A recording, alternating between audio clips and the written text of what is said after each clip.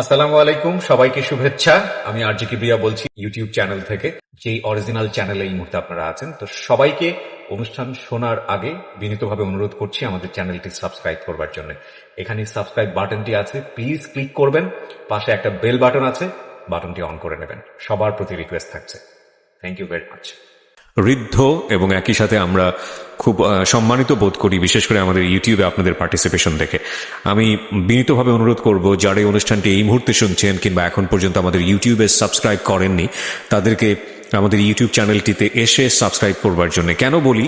এতে আপনারই লাভ। লাভ এই কারণে যে অনেকেই হয়তোবা সময় মতো অনুষ্ঠানটা শুনতে পারেন না। সেক্ষেত্রে লাভটা হচ্ছে এটাই, যদি আপনি আমাদের ইউটিউব চ্যানেলটি সাবস্ক্রাইব করেন এবং করবার পরে যদি আপনি নোটিফিকেশনটা অন রাখেন, মানে সাবস্ক্রাইবের পাশেই দেখবেন যে বেল বাটনটি আছে, বেল বাটনটি যদি অন রাখেন, তাহলে এই যে অনুষ্ঠানটি আপনারা শুনছেন এই মুহূর্তে, সেটা আপলোড করবার সঙ্গে সঙ্গেই আপনি আপনার মোবাইলের নেট অন করার সঙ্গে সঙ্গে আপনি নোটিফিকেশন পেয়ে যাবেন যে নতুন একটি পর্ব সেখানে আপলোড করা হয়েছে, এবং সেটা আপনি আরামসে ওখান থেকে ডাউনলোড করতে পারবেন এবং শুনতেও পারবেন। সুতরাং সেই জায়গাটি থেকে আমি বিনীতভাবে অনুরোধ করছি যে আপনারা প্লিজ আমাদের চ্যানেলটি সাবস্ক্রাইব করুন। ফরচুনেটলি আর আনফরচুনেটলি যাই বলি না কেন, ইউটিউবের কিছু নিয়ম নীতি আছে। এখন পর্যন্ত আমাদের চ্যানেলটি মনিটাইজ না, তো সবাইকে বলবো যে চ্যানেলটি নিজের মনে করে সাবস্ক্রাইব করে এখানে কানেক্ট থাকবার জন্য চ্যানেলটি অবশ্যই সাবস্ক্রাইব করবেন। সাবস্ক্রাইব বাটনে ক্লিক করার পরে ডান পাশে যে বেল বাটনটি আছে, ওই বাটনটি অন করে নেবেন। ওকে, আপনি তো করবেনই, পাশে আপনার বন্ধুকেও বলুন যে ওখানে গিয়ে কানেক্ট থাকবার জন্য। অনেক বড় একটা ইন্ট্রো হয়ে গেল। হ্যাঁ, আপনার নামটা একটু বলেন। আমি মোহাম্মদ মাহমুদুল হাসান। মাহমুদুল হাসান। মাহমুদুল, আমার মনে হয় আপনি নার্ভাস। আপনি আরামসে কথা বলেন, ঠিক আছে? যেভাবে আপনি ফ্রেন্ডের সঙ্গে কথা বলেন বা বাড়ির পাশের মানুষের সঙ্গে কথা বলেন, ঠিক আছে? এবং ওইভাবে কথা বলবেন, তো নার্ভাস হওয়ার কিছু নেই। আর আপনি যদি মনে করেন যে রেডিওতে আপনাকে লাখ লাখ মানুষ শুনছে, কিংবা আপনি যদি মনে করেন যে এরকম পরিবেশে কখনো বসিনি, এরকম কোনো কিছু, তাহলে হ্যাঁ, আপনি বুঝতে পারছি আপনাকে থেকে, তাহলে আপনার জন্য বলাটা অনেক কঠিন হয়ে যাবে। সুতরাং একদম ঘরের মানুষের সাথে যেভাবে গল্প করে আপনি ঠিক সেভাবেই গল্প করবেন, ঠিক আছে? ওকে, আমরা শুনি। আপনি বলছেন আপনার নাম হচ্ছে মাহমুদুল হাসান, ডাক নাম?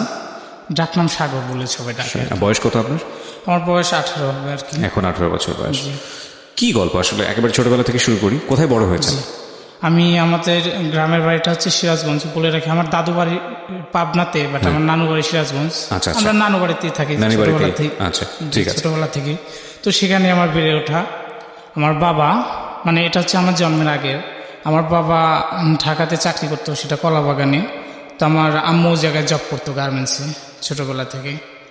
তো তখন ওখান থেকে আমার আব্বুর সাথে আমার আম্মুর পরিচয়।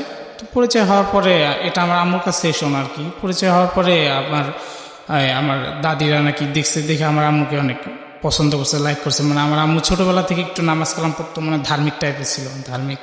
তো তার জন্য পছন্দ করে আর কি তারা প্রপোজাল দিয়া মানে বিয়ে করাইছে। তো বিয়ের পরে চলছে এমনি ভালোই, মানে সংসারটা ভালোই চলছিল। তখন আমার আব্বু দেখা যেত কাজ করতো ঢাকাতে, গাড়ি চালাইতো, আমার আম্মু জব করতো গার্মেন্টসে। তো এক পর্যায়ে যখন আমি পেটে আসলাম, তখন মানে আমার আম্মু চলে যায় দেশের বাড়িতে গার্মেন্টসের ছুটিতে আর কি, 1.5 মাস 2 মাস এমনি ছুটি দেয়। তো সেই ছুটিতে দেশের বাড়িতে চলে যায়। তো বলে রাখি, তখন মানে দেশের বাড়িতে আমাদের কোনো জায়গা জমি ছিল না আর কি। তো দেশের বাড়ি চলে যায়, যাওয়ার পর আমার খালার বাসায় ওঠে।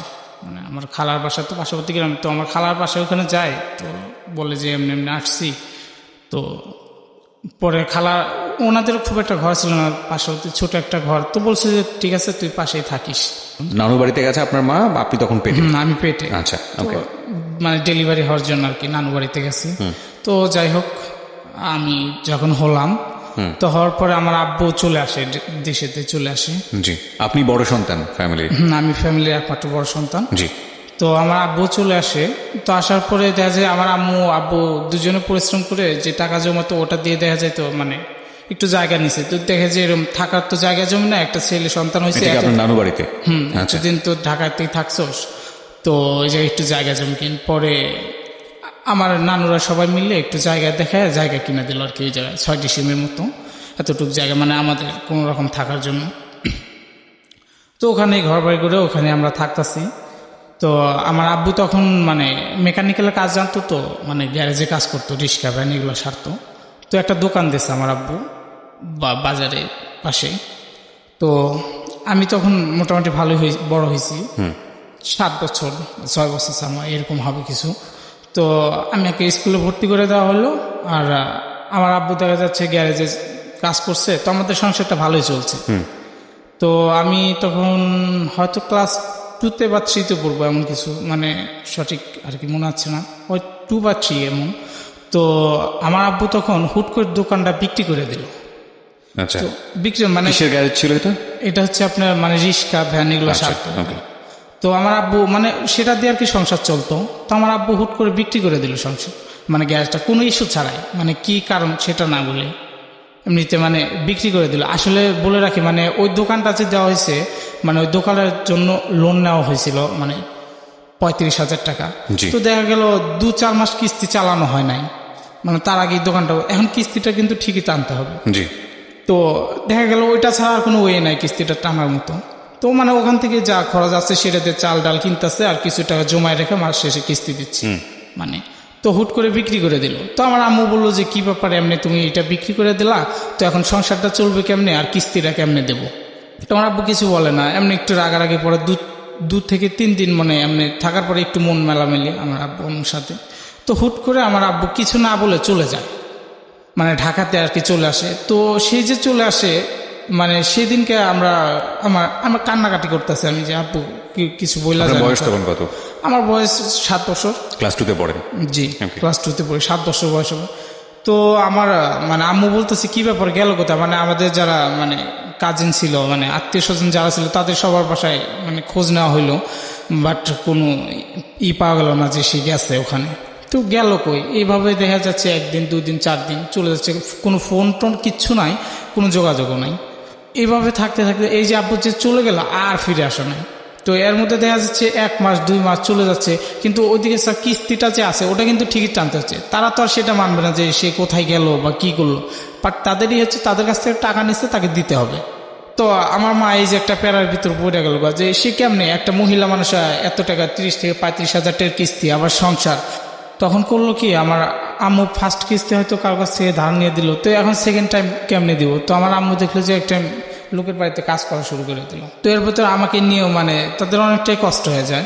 দেখা গেল সামনে ঈদের মানে এই যে চলে গেল, যাওয়ার প্রায় 2 মাস বা 3 মাস পরে মানে ঈদ আসলো। তো তখনও মানে আমার বাবার কোনো খোঁজ খবর নেই।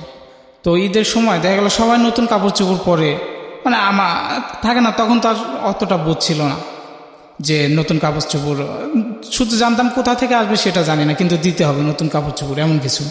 তোমার মা আমার কাছে চাইতাম যখন, আমার মা কান্না করতো প্রচুর, মানে কোথা থেকে দেবে, সেই অ্যাবিলিটি তো তার নাই, সে দেবে কোথা থেকে, প্রচুর কান্না করতো। তো একসময় দেখা যেত কি অন্যরা যাদের বাড়িতে কাজ করতো তাদের বাড়ির মানে ছেলেপেলেরা যেগুলো ইউজ করতো সে পুরান কাপড় চোপড় নিয়ে আসছে, নিয়ে এসে কাইসা দিয়া সেগুলো পরতে দিছে ঈদের দিন, সেগুলো পড়তে দিছে। এবং আপনি সেগুলোই পড়েছেন? সেগুলো আমি মানে নিতে চাচ্ছি না। তোমার মা আমাকে বলতেছে যে বাবা দেখ তোর বাবা তো এমনি চলে গেছে, এই যে কিস্তি টানতে হয়, তোদের খাওয়া খরচ, তারপরে এত কিছু আমি কেমনে দেবো? তো তখন আমি ওগুলা পরে ঈদের দিন গেলাম। আমি বলে রাখি মানে ঈদের দিন এমন একটা সিচুয়েশন ছিল, সবার বাড়িতে দেখা যায় যে ঈদের দিন ভালো মন্দ কিছু রান্না বান্না এমন কিছু হয়, বাট আমাদের মানে সেরকমই ছিল না রান্না। ঈদের দিন দেখা যেত আমাদের চুলায় জ্বলতো না। যেদিন ঈদ হলো ঈদের দিন দেখা যেত যে মানে কি বলবো, বাসি ভাতটা এগুলা ছিল, এগুলা খেয়ে থাকা হয়েছে ঈদের দিন। তারপর নাস্তা কেনার মতো পয়সাও ছিল না আমাদের কাছে, আমার মার কাছে। বাবা তো তখন খোঁজ খবর নেই যে সময়ের গল্পটা বলছেন? বাবার তখন খোঁজ খবর নেই। বলেন তারপর। আমার মা যাদের বাড়ি কাজ করতো, তো ওটা হচ্ছে চেয়ারম্যান ছিল, চেয়ারম্যান বাড়িতে কাজ করতো। তো সেই চেয়ারম্যানের বাবা বলতেছে যে তোর তো এমনি কষ্ট হয়, তার করতো ছেলেটাকে আমাদের মাদ্রাসায় দে, যেন পড়ুক, তো তো তুই অনেকটা স্বস্তি পাবে, ছেলেটারও পড়াশোনা হলো। তো আমার মা ওই মাদ্রাসায় দেয়। যাওয়ার পরে আমাদের যে মানে প্রতিবেশী যারা, তারা আর এটা মানতেছে না, কয় যে মানে এটা এখানে মানে মাঝহাব নিয়ে একটা দ্বন্দ্ব হইলো যে মানে আমরা হচ্ছে হানাফি মাঝহাবের লোক, আর আমি যে মাদ্রাসায় গেছি ওটা হচ্ছে মানে আহলে হাদিস। আচ্ছা। তো বলতেছে তোরা মানে এই মাঝহাবের লোক মানে ওই জায়গায় দিস, মানে পোলাপান্ত উল্টাপাল্টা মানে যাইতে দিব না আর কি, এই ধরনের ওই মাদ্রাসায় পড়াইতে দিব না। জি। তো আমার মা কি করবো, সেখান থেকে মানে আমাকে আর পড়তে দিল না। আমার প্রতিবেশী যারা, তারা মানে ওই জায়গায় যারা গণ্যমান্য লোক ছিল তারা আমাদের গ্রামের, তো ওখান থেকে নিয়ে আসলো। নিয়ে আসার পরে এখন স্কুলে দেওয়া দেখা যায় যে খাতা বই এগুলো সব তো কিনে দিতে হয়, বই খাতা মাতা, তো আমার মা পারছে না। তো তখন আমাকে এক জায়গায় কাজে দেয়, মানে আমাদের প্রতিবেশী একটা ছিল, তো সে বলতেছে দেখ তো ছেলেকে নিয়ে এইভাবে সমস্যা হচ্ছে, তো এক কাজ কর আমার বোনের বাসায় কাজে দে। আচ্ছা। বলতেছে আমার মা আর কি মানে দিতে চাচ্ছে না, কিন্তু মায়ের মন, মা কি চায় যে কারো ছেলে যাক কাজ করুক এই এতটুকু বয়সে। তখন আমার বয়স 7 বছর। গেলাম আমি, তারা বললো যে আমাকে প্রতিশ্রুতি দিয়ে নিয়ে গেল যে আমাকে লেখাপড়া করাবে। আগে থেকে আমার মানে লেখাপড়ার প্রতি একটা ইন্টারেস্ট ছিল, মানে আমি লেখাপড়া করব, ভালো কিছু করব, এমন কিছুই ছিল। ওখানে নিয়ে যাওয়ার পরে দেখা যেত কি ভাই, মানে একটা বাসার মানে গ্রামের বাড়িতে মানে বড় একটা ফ্যামিলির যে কাজগুলো থাকে প্রত্যেকটা কাজ আমাকে করাইতো। দেখা যেত বাসন মাজাইতো, তারপরে আপনার ঘর ঝাড়ু দেওয়া হইতো, তারপরে ভাত টাত দেখা যেত ওরাই করে দিত, আমাকে রান্না করা লাগতো, গোয়ালের গোবর ফালাইতে হইতো, গরুর মানে মানে যাবতীয় যত কাজ একটা বাড়িতে একটা সংসারে যত কাজ করা লাগতো সবকিছু আপনাকে দিয়ে সবকিছু আমাকে দিয়ে করাইতো। তখন দেখা যেত আমি যদি বলতাম যে আমি করবো না, আমাকে মারধর করা হইতো। তারপরে আমি কি করব, আমি বাড়িতে আসবো, বাড়িতে আসলে আমার মার এই জায়গায় কষ্ট, আমার মা নিজে খাইতে পায় না, আমি দেখি। তো আমি দেখা যেত কষ্ট সহ্য করে অমনি থাকতেছি। তো আমি বলতাম যে আচ্ছা ঠিক আছে আমাকে কাজ করানোর সমস্যা নেই, কিন্তু আপনারা যে বললেন যে আমাকে একটু পড়াশোনা করাবেন, তো আমাকে যদি মানে স্কুলে না যাইতে দেন, বাসায় তো আপনারা তো অনেক শিক্ষিত আছেন, তো বাসায় যদি একটু আমাকে পড়াইতেন, তো একটু সময় 1 ঘন্টা বা 2 ঘন্টা সময় করে মানে পড়াইতেন, তাহলে মানে আমি কাজ করি তাতে দুঃখ নাই, যত করা যদি একটু পড়ানোর সুযোগ দিতেন তা আমার খুব ভালো হতো। তোরা দেখতো মানে বলতে আছে ঠিক আছে দেবনি, যা কাজ কর, মানে ঝাড়ি জড়ি দিয়ে ছাড়ি দিত, ঠিক আছে যখন সময় পাই তখন পড়াবো, যা কাজ করে এখন। তো আমাকে আসতে দিত না, আমি বলতাম যে ঠিক আছে আমি আমার মাকে একটু দেখতে যাব। তো বলে এবং আমি খোঁজ নেবনি তোর মা কেমন আছে। তো আমাকে বলতো তোর মা ভালোই আছে, হয়তো খোঁজ নিত কিনা আমি সেটা মানে সঠিক জানতাম না, কিন্তু আমাকে বলতো আর কি সান্তানো সব বলতো তোর মা খুব ভালোই আছে আর তোকে যাইতে না করছে, মানে এইভাবে বলতো। তো আমার বিশ্বাস হতো না যে আমার মা যাইতে না করছে। তো এক সময় ঈদ আসে, এর ভিতর বলে রাখি এই যে নিয়ে গেছে, দেখা যেত যে একটা ভালো কাপড় চোপড় দেখা যায় যতই কাজ করাক, তারপরে দেখা যায় সেরা ছুটায় মানে সেরা মেরা জামা জুমা এগুলো মানে আমাকে দিত, পরায় রাখতো, আর খাবার দিত ভাই বলি কি বলবো, মানে সবাই খায় যেটা বাঁচতো বাসি পচা সেই খাবারটা আমাকে দিত। এই গল্পটা যারা শুনছেন তাদের অনেকের বাড়িতেই এরকম ছোট ছোট কাজের ছেলে আছে আমি বিশ্বাস করি। রেডিওতে শোনার পরে আপনার ভেতরে যে অনুভূতিটা হচ্ছে সেটা হয়তো একটা সফট অনুভূতি, কিন্তু এই অনুষ্ঠানটা যদি কোনো একটা সিচুয়েশনাল প্রেক্ষাপটে আপনার যদি ধরনের কোনো মেন্টালিটি থাকে যেটা আসলে ওই শিশুর বড় হওয়ার জন্য খুব কষ্টকর, তাহলে আমার মনে হয় আপনি পরিবর্তন করে একটা অনেক বড় পুণ্যের ভাগিদার হতে পারেন। আর মানে সবচেয়ে বড় কথা হচ্ছে নিজের ভেতরের তো একটা মনুষ্যত্ব আছে, আমরা তো মানুষ তাই না, তো সেই জায়গার একটা আত্মতৃপ্তির ব্যাপার আছে, সেটাকে আপনি জাগ্রত করতে পারেন। এবং আমরা সবসময় একটা কথা বলি, যে মানুষ যে অবস্থায় থাকুক না কেন, ভুল শুদ্ধ সব কিছু মিলিয়ে আমরা মানুষ, এবং আমরা জন্মের পর থেকে অনেক কিছু সমাজের কাছ থেকে শিখি এবং আমরা ধরে নেই যে এটাই নিয়ম, কিন্তু অবশ্যই আমাদের এথিক্স এবং বিবেকবোধের জায়গা থেকে সবকিছুই প্রশ্ন করা উচিত। আপনি ছোটবেলা থেকেই হয়তো পরিবারে বড় হচ্ছেন, বিশেষ করে ও যে পরিবারের গল্পটা করছিল, ওই পরিবারে যদি একটা ছোট ছেলে থেকে থাকে, সে হয়তো মনে করবে যে চাকর বাকরের সাথে এইরকম আচরণ করাটাই বোধহয় নিয়ম এবং এটার মধ্যে কোনো ভুল নেই। ও বড় হয়ে কিন্তু ওর পরিবারে যদি এরকম কোনো ছেলে আসে ও এরকমই আচরণ করবে।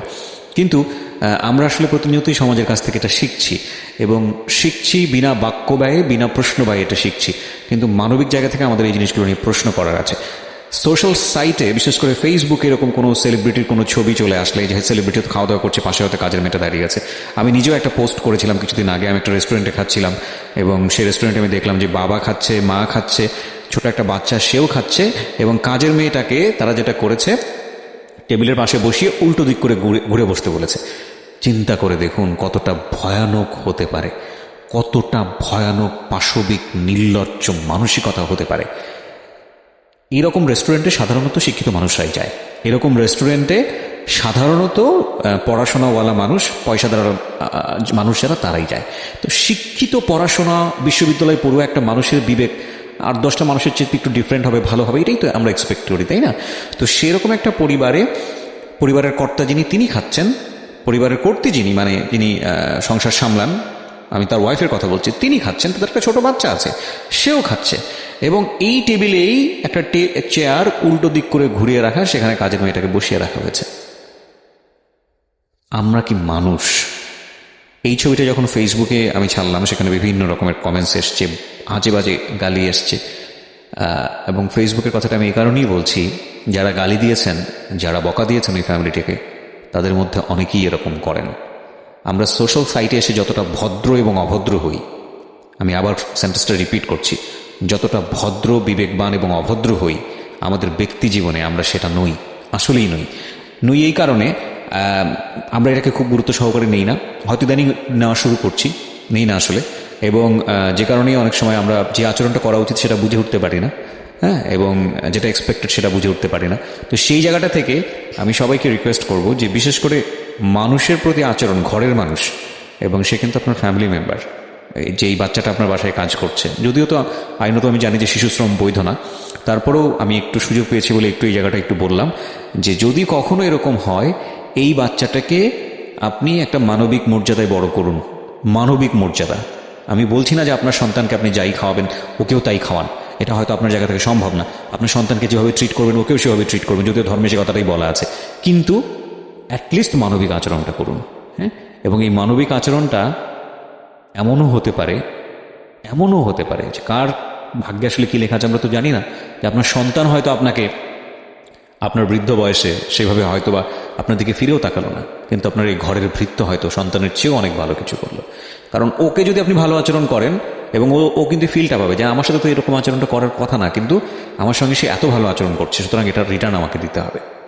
তো যাই হোক, আমি অনেক কথাই বলে ফেলেছি, আমি ওর গল্পে আবারও ফিরতে চাই। আমি জানি না আজকের গল্পের লেসনটা কোথায়, তবে সবসময় একটা জিনিস বলি যে জীবন গল্পের প্রত্যেকটা এপিসোডই আমাদেরকে কোনো না কোনো মেসেজ দেয়, এটাই হচ্ছে কোর অফ দ্য স্টোরি। তো সেই জায়গাটি থেকে আজকের গল্পেও কোনো না কোনো মেসেজ আছে।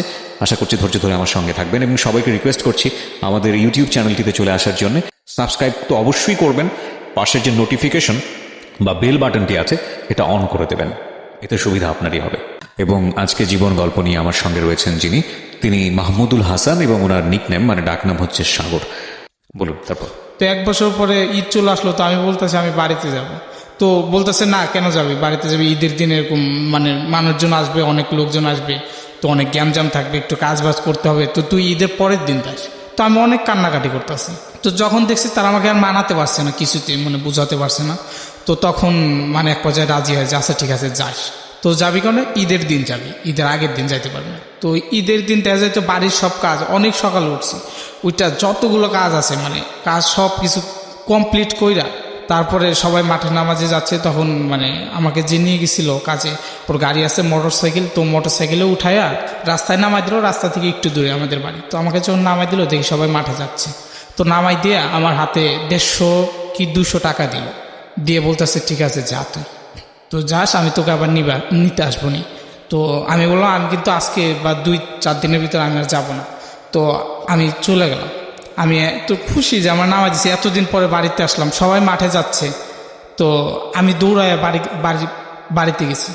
বাড়ির পাশে যা দেখি, তখন দেখি আমার মা কান্না করতেছে, অনেক কান্না। তো আমি যখন মাকে ডাক দিলাম, মা আমাকে দেখা আমাকে জড়ায় ধরে আরো বেশি কান্না শুরু করে, হাওমাও করে কান্না শুরু করে দিল, বলতেছে যে তুই এতদিন খোঁজ খবর নেস নাই, এই যে ওদের কাছে বলছি যে তুই একবার এলে বাড়িতে, তুই নাকি বলছো যে আসবি না, তুই ওখানে ভালো আছোস, ওখানেই থাকবি, ওখানে থাকস, অনেক ভালো আছোস, আমি তোকে এতদিন মানে দেখতে পারি না। মা গিয়ে দেখতে পারতো না ওখানে? না, আমার মাও যাইতো না। যেত না কেন? বলতো ওরা আইসা বলতো যে ও ভালো আছে ওখানে, এখন আসবে না, যায় না, আচ্ছা, তো বলতো। আর আমি বলতাম আমি আমার মার কাছে যাবো, ওরা আমাকে বলতো যে আমার মা উল্টা মেসেজ দিত আর কি। ওরা হয়তো বুঝতে পেরেছিল যে আপনার মার সঙ্গে দেখা হলে হয়তো ওরা কাজ করাতে পারবে না বা এরকম কোনো কিছু, হয়তো এমন কিছু। হ্যাঁ। তো আমি যখন আসলাম আমাকে দেখে মা খুব কান্না করতেছে। তো আমি আসলাম যে তখন মানে আমি খুব ক্ষুধার্ত ছিলাম, না খেয়ে চলে আসছি ওখান থেকে। তো মাকে বললাম মা বাড়ি থেকে কিছু আছে তো আমাকে দেওয়ান করে খাই। তো আমার মা আরো বেশি কান্না করে বাবা বাড়িতে তো হারিয়ে জ্বলে না, মানে রান্না হয় নাকি আর কি। তো খুললাম রান্না হয় না, মানে কয় যে গত 7 দিনে যে কাজটা করছে সে চাল বা টাকা ওটা বিক্রি করে কিস্তি দিয়ে দিচ্ছে, আজকে ঈদের একটা দিন রান্না হয় না। তো আমার কাছে যে 150 টাকা ছিল, তো আমি বললাম আচ্ছা মা দাঁড়াও সমস্যা নেই, আমি আসি। 150 টাকা দিছে, ওটা নিয়ে আমি দৌড়ায় দোকানে গেছি, যাই আপনার সেমাই লাচ্চা আর কি, মানে একটা মিঠা জাতীয় ঈদের দিন আছে না ভালো মন্দ, তো আমি ওগুলো নিয়ে আসছি, নিয়ে এসে মাকে দিলাম, রান্না বান্না করে খালাম। খাওয়ার পরে ঈদের দিন আমি মাকে বলতেছি যে মা আমি আর ওই জায়গায় যাবো না। এক পর্যায়ে আমি বলতে চাইছিলাম না যে না বলবো না, দেখা যায় অসহ্য, আমি থাকতে পারছি না এভাবে। আসলে আমার বয়সটা খুব কম, মানে আমার ফিটনেসের সাথে যে আমাকে যে পরিশ্রমটা করাচ্ছে, মানে আপনি নিতে পারতেছেন না। নিতে পারতাছি না, মানে এটা বেশি ওভারলোড হয়ে যাইতেছে। তো প্রতিনিয়ত অসুস্থ হয়ে যেত, তারপরে কাজ করতে হতো। জি। তো আমি মাকে বললাম এসব, তো আমার মা বললো ঠিক আছে বাবা, তোরা যা লাগবে না যা। তো ওরা পরবর্তীতে আবার নিতে আসছিল। আমার মা বলছে না, আমি খায়া থাকি না খায়া থাকি, আমি আমার ছেলেকে নিয়েই থাকবো, ছেলে আমার সাথেই থাকবে, আমি আর দেবো না আপনাদের ওই জায়গায় কাজে। আমার মা আবার আমাকে স্কুলে ভর্তি করে দিল। আমি বললাম মা, তো আমি আবার না স্কুলে ভর্তি, মানে আমার পড়ার প্রতি আগ্রহটা আগের থেকে ছিল যে আমি পড়াশোনা করব। মানে আমার যখন বুঝ হয়েছে তখন দেখছি একটু পড়াশোনা করে হয়তো ভালো কিছু করব, এমন কিছু। তো আবার স্কুলে ভর্তি করে দেয় আমাকে। তা আমি স্কুলে যাচ্ছি। তো এই পর্যায়ে দেখা যাচ্ছে স্কুলে যখন আবার ভর্তি করে দিল, তার 5-6 মাস পরে আমার বাবা হুট করে ব্যাক করছে। আচ্ছা। তো আসার পরে আমার মা বাবা আমরা সবাই তো কান্নাকাটি, যে এতদিন পর প্রায় 1.5 বছর পরে চলে আসছে। তো আমরা সবাই তো তাকে দেখে অনেক কান্নাকাটি, তো অনেক কিছু বললাম যে এইভাবে চলে গেছো, মানে এত কষ্ট কইরা এইভাবে করতেছে। তো আমার বাবা হয়তো ভুল বুঝতে পারছে, তো বলতেছে আসলে মানে এটা আমারই ভুল, মানে তার ভুলটা সে বুঝতে পারছে, সে বলতেছে আসলে এভাবে চলে গেছে। তো আসার পরে আবার আমাদের সাথে থাকতেছে, একসাথেই থাকতেছি। আমার বাবা যখন নেক্সট টাইম আবার আসলো, তখন আবার একটা গ্যারেজে কাজ করতো, গাড়ি গ্যারেজে। জি। আবার কাজ নিল। তো নেওয়ার পরে যে আমাদের যে মানে 5 শতক জায়গা কিনা হলো, আমার মা টাকা করলো বাড়ি করার জন্য, বাড়ি করার জন্য।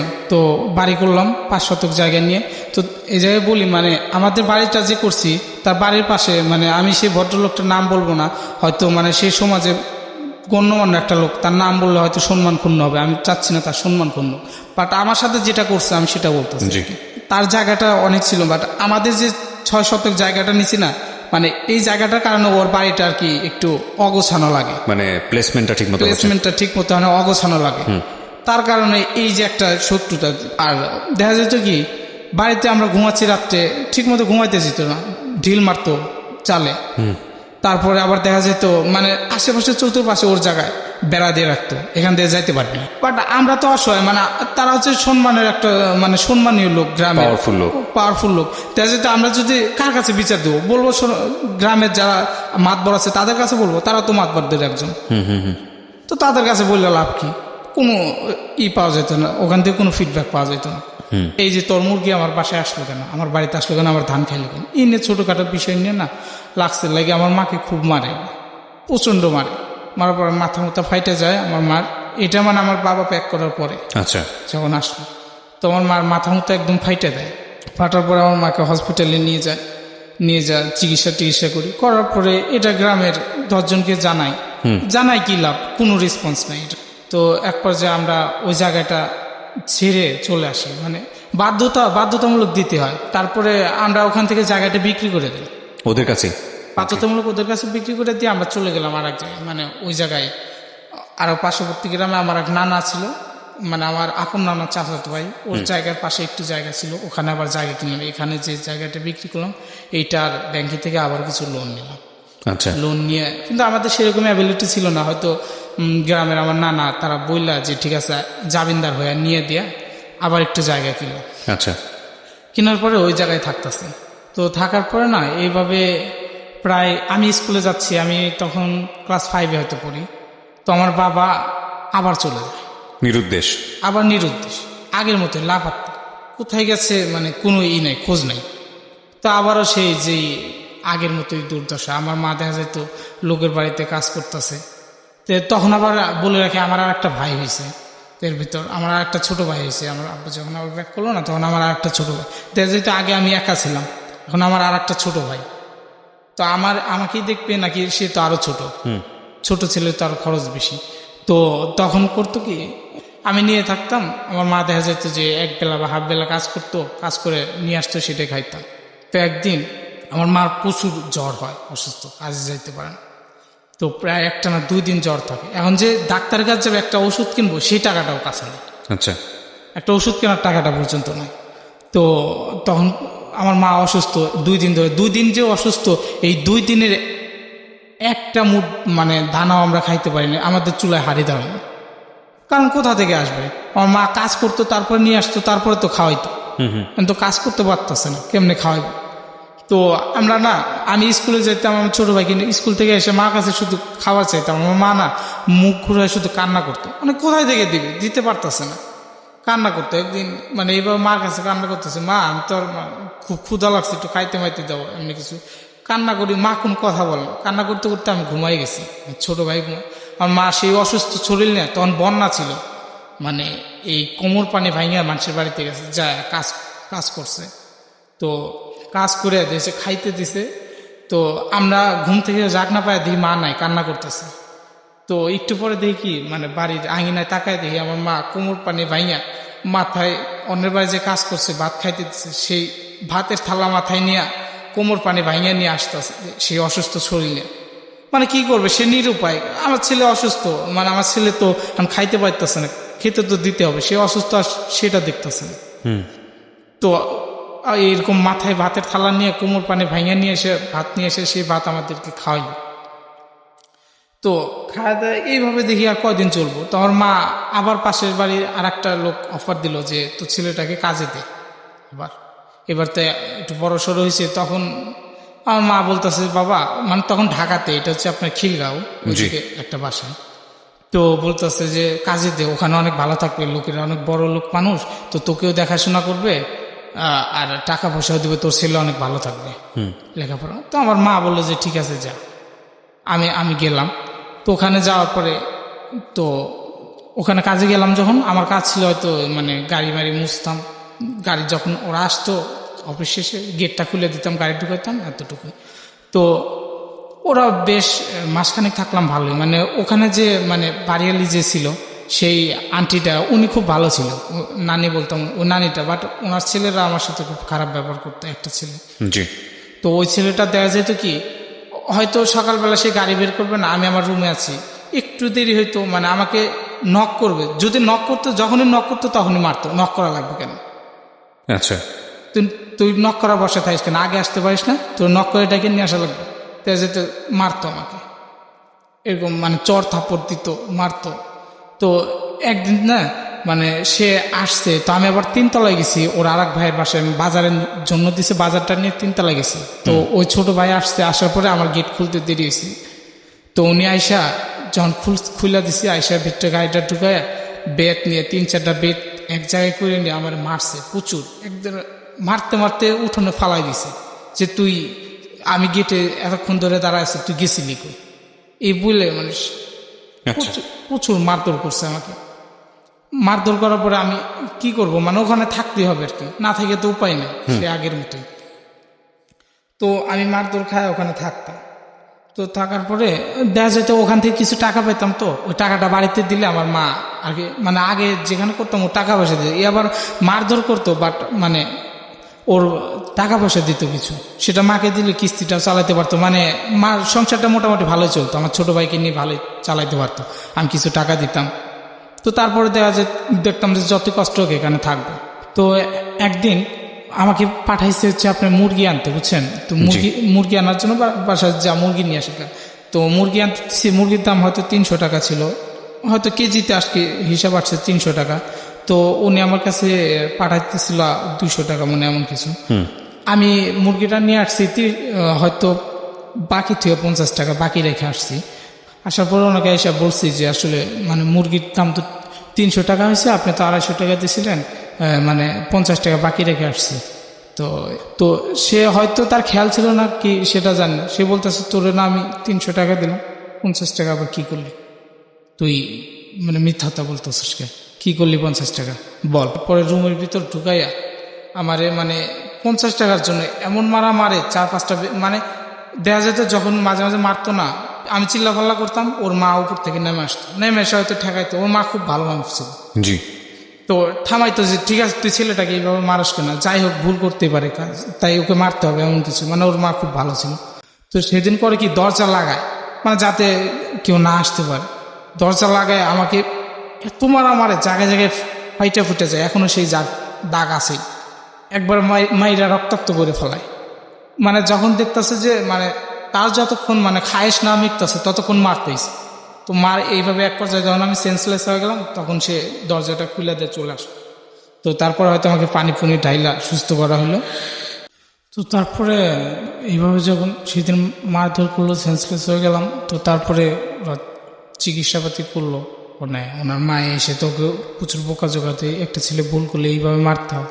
তো আমি বললাম যে নানি আমি তো ভুল করিনি, আসলে সে হয়তো মানে দিয়েছে 250 টাকা, বলছে 300 টাকা, মানে আমি আসলে নেই নাই।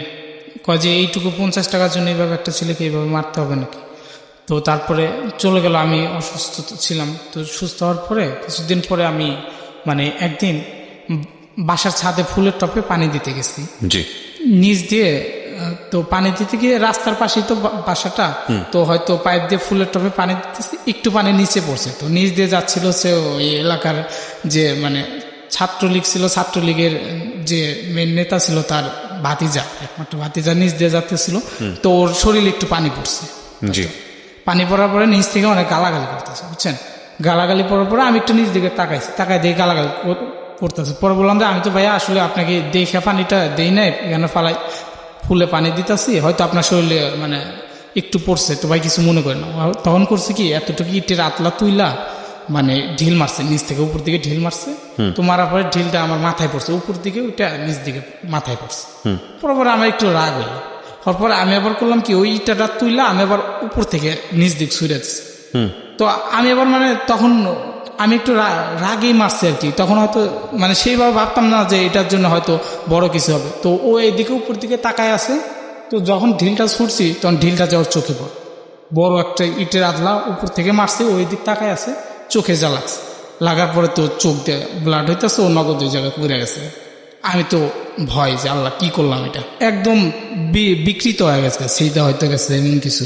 অনেক জোরে ছুটছি তো। তো তখন তো বাসার সবাই তো মানে একটু পাওয়ারফুল লোক, তারা অনেক সবাই খেপে টেপে যায়। তো বাসায় আসে, এক পর্যায়ে বাসায় এসে এক মানে ভাঙচুর এই অবস্থা, মানে কাটারি মাটারি এটা সেটা নিয়ে এসে মানে দরজা ধাক্কাইতেছে, দরজা তো নক করে দাও, বলতেছে যে বাড়িওয়ালা, বাড়ির আরো যারা ছিল তারা বলতেছে আচ্ছা ঠিক আছে, যাই হোক একটা মানে এর একটা শুরু হবে, আসুক ভাই, আপনার এরকম উত্তেজিত হইতেন না।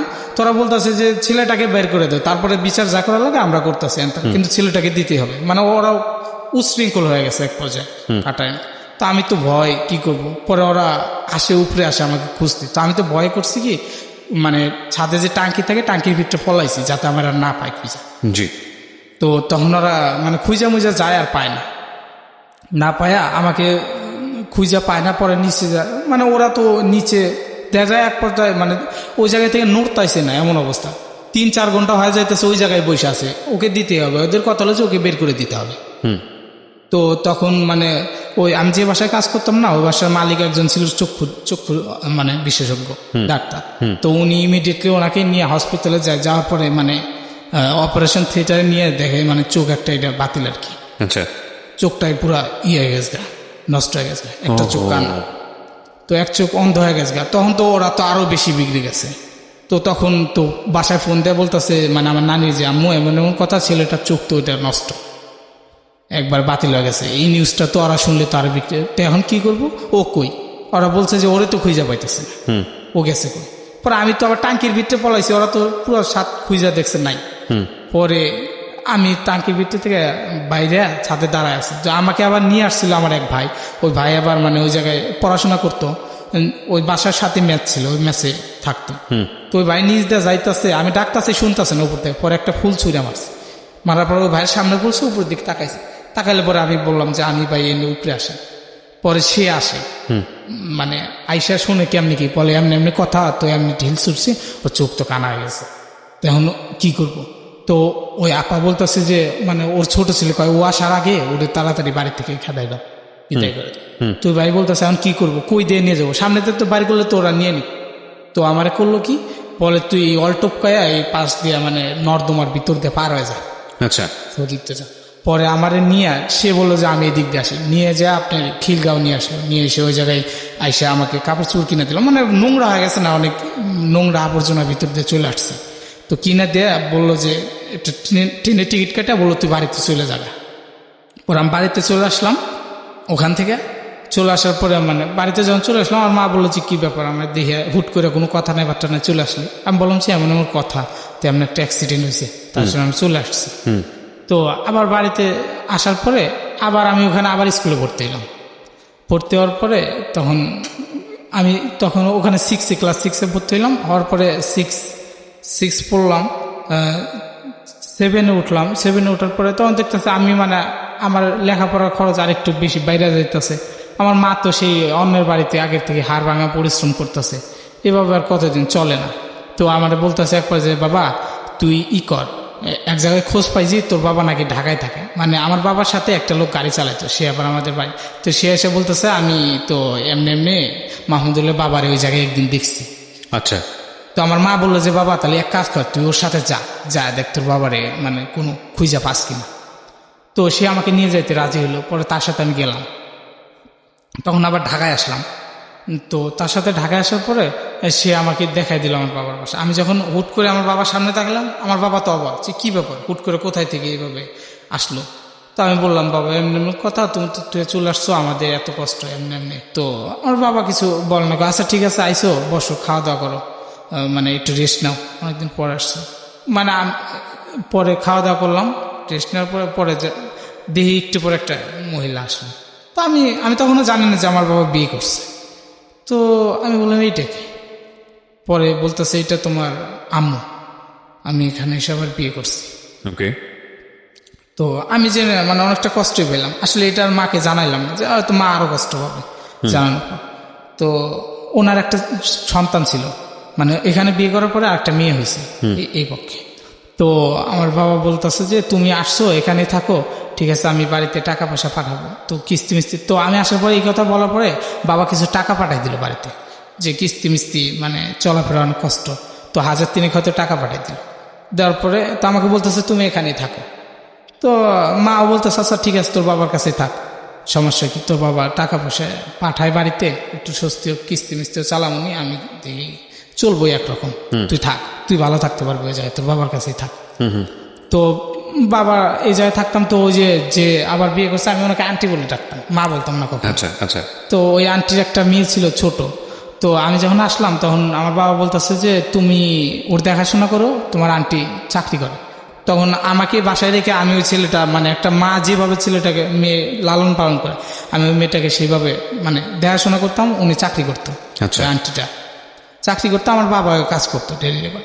দেখা যেত বাসায় মানে আমি সারাদিন ওর লালন পালন করতাম, ওরা কাজ করতো। এইভাবে একদিন মানে আন্টি চাকরি ছেড়ে দেয়, মানে আর চাকরি করবে না সে, মানে বলে যে এইভাবে আমি চাকরি করি আর তুমি একটা ছেলে নিয়ে আসছো, এত বড় একটা ছেলে বসায় খাও আর আমার টাকা বাড়িতে পাঠাও, মানে এক ধরনের দ্বন্দ্ব, যে তুমি ওর আমি কাজ করি সেই টাকা বাড়িতে পাঠাই দাও, হ্যান ত্যান, মানে এইটা নিয়ে প্রতিনিয়ত ঝগড়া হইতো আমাকে নিয়ে। আচ্ছা। তো আমি ওখানে থাকি কেন, এমন কিছু, আমাকে চলে যেতে হবে। তো তারপরে উনি চাকরি বাদ দিল, বলে আমি আর চাকরি করবো না। তো আমার বাবা বললো ঠিক আছে তুমি না করলে। পরে আমার বাবা আমাকে তখন একটা কাজে লাগাই দেয়। তো ওই পিঠা বিক্রি করতাম আমি।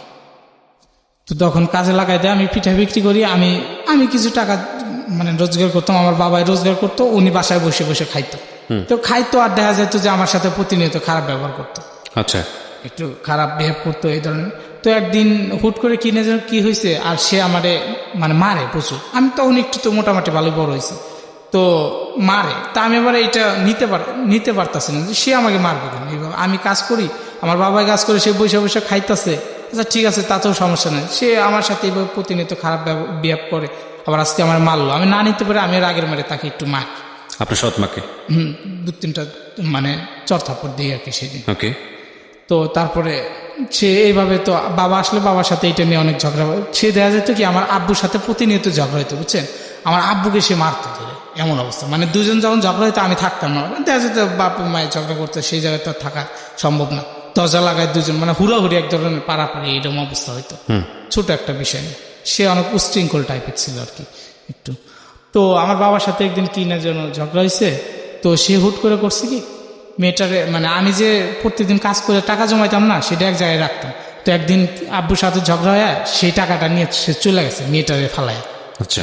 ছোট একটা মেয়ে, প্রায় 1 বছর বয়স হবে তখন। মেয়েটাকে ফালায় সে টাকাটা মানে টাকা নিয়ে চলে গেছে। কোথায় গেছে কোনো খোঁজ নাই। তো বাড়ির সবাই, বাসার সবাই কইতেছে হায় হায়, এত ছোট একটা বাচ্চা এইভাবে কান্নাকাটি করতে, সে গেছে গোটে। সারাদিন আমরা খোঁজাখুঁজি করি, তাকে আর পাই না, কই গেছে আর পাই না। তো পাই না, একদিন পার হয়ে গেল, তাও পাই না। এইভাবে মেয়েটা তো খুব কান্না করতেছে, আমার ছোট বোনটার নাম হচ্ছে ফাতেমা, তো খুব কান্না করতেছে।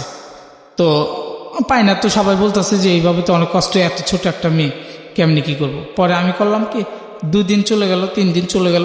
তো আমার মাকে বললাম যে মা এমনি এমনি কথা, আমার বাবাই তো মানে সেই দিন বলা হলো আর কি, বিয়ে করছে এমনি এমনি, সে তো চলে গেছে, একটা মেয়ে এভাবে কান্নাকাটি করে সবসময়। তো আমার মা আবার সেটা ভালোভাবে নিল, বললো তুই মেয়েটাকে নিয়ে আয়, আমার তো কোনো মেয়ে নাই, সমস্যা কি। আমি বাবাকে বললাম বাবা আমি তাহলে ই করি, নিয়ে যাই। আমার মা নিয়ে যেতে বললো, তো আমার মা ভালোভাবে টেক কেয়ার করতে পারবো, যেহেতু ছোট একটা মেয়ে। তো আমি ওকে বাড়িতে নিয়ে আসি। তোমার মাও মানে এত মানে আমাদেরকে যেভাবে যত কষ্টে আমরা মানুষ হয়েছি, ওকে ততটা কষ্ট দেওয়া হয় না আর কি। প্রতিনিয়ত মানে ও ভালোভাবেই থাকতেছিল। তো ওকে নিয়ে আসার পরে কিছুদিন পরে ও আর ফিরে আসে না। আমার বাবা দেখলো যে যদি কোনো গ্যামজাম করে এমন কিছু, তাহলে তুই যা, আমি থাকি, নিয়ে যা। তোমার বাবা থাকলো, তো ও আর আসে না, ব্যাক করলো না করার পরে আমার বাবাও তখন বাড়িতে চলে আসে। বাড়িতে আসার পরে হইল, আমি ওখান থেকে চলে আসি, আমার বাবাও প্রায় 1 মাস পরে বাড়িতে চলে আসে। আসার পরে আমার বাবা আবার কাজ নেয় একটা, আপনার ভটবটি এগুলো সারতো, ওই জায়গায় আবার কাজ নেয়। তো আপনার সঙ্গে দেখা হওয়ার পরে বাবা কিছু বললো না তখন?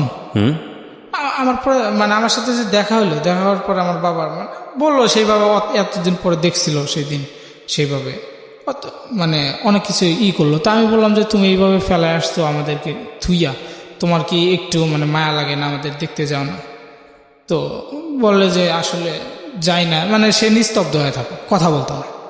তো আমি আর তাকে সেভাবে বলতাম না যে হয়তো কষ্ট পায় না কিছু, যা করছে এটা আর আমরা সেভাবে নিতাম না। পরে আমি মেয়েটাকে নিয়ে চলে আসলাম, তার কিছুদিন পর বাবাও চলে আসলো। জি। আসার পরে আমার পর মা বলতেছে দেখো এতদিন যা করছো, এখন আমরা আবার নতুন করে করি, মানে এখন একটু ভালো, যেহেতু একটা ছেলেটাও বড়, আমি তখন মোটামুটি ভালোই বড় হয়েছি। তো 2টা ছেলে আর এই মেয়েটা নিয়ে আসলাম। আমি মেয়েটাকে কখনো বুঝতে দেবো না যে আমি ওর সৎ মা, কিন্তু সত্য তোমাকে একটু ভালো হয়ে থাকতে হবে, এটাই। তো আমার বাবা দেখা গেল আমার ছোট বোনটার কারণে তারপরে যে আসলো না, কঠোর পরিশ্রম করতো তখন থেকে। মানে আগে যে একটা মানে ছিল উড়ু ভাব বা অন্যরকম অন্য টাইপের করতো, সেটা আর নাই। Okay, so good news, of course it's a good news. তারপর কি হলো সাগর? তো তারপরে যখন আমার বাবা চলে আসলো, তো দেখছে যে হ্যাঁ আসলে তো এখন আমাকে মানে সেইভাবে কাজ করতে হবে। আর আমার বাবা আসলে তখন ভালোভাবেই করে। তো আমাদের বাজারে একটা দোকানে কাজ নেয় আর কি, কাজ করে সে। পরে আমার বাবা কাজ করে আমাকে বললো যে ঠিক আছে, আমাকে আবার স্কুলে ভর্তি করে দিল। আমার যে ছোট ভাই ওকে মাদ্রাসায় পড়াইতে দিছে, আর আমাকে আবার স্কুলে দিল। আমি আবার স্কুলে ভর্তি হলাম। মানে আমার ইচ্ছাটা যে আমি একটু পড়াশোনা করব।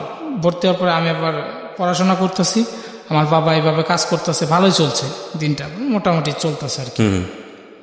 পরে দেখা যেত আমার বাবা একদিন বলতেছে যে এইভাবে পরের দিন আর কয়দিন কাজ করব, তাহলে নিজে কিছু করি। তো আমার বাবা ব্যাংকে থেকে প্রায় 65,000 টাকা উঠাইয়া একটা গাড়ি কিনে, অটো ভ্যান, যে এটা নিজের একটা স্বাধীন, মানে নিজের করলে পরে নিজে কাজ করবো, তাদের সংসারে চলবে, ভালো চলবে, অন্যের অধীনে কাজ করা ভালো লাগে।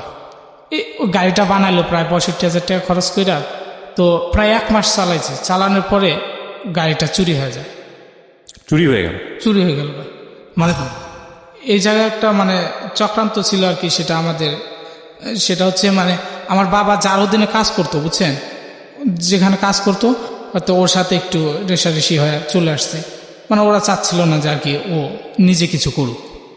তো মানে আমাদের নিজের বাড়িতে জায়গা ছিল না গাড়ি রাখার, বুঝছেন, অন্যের বাড়িতে রাখতাম গাড়িটা।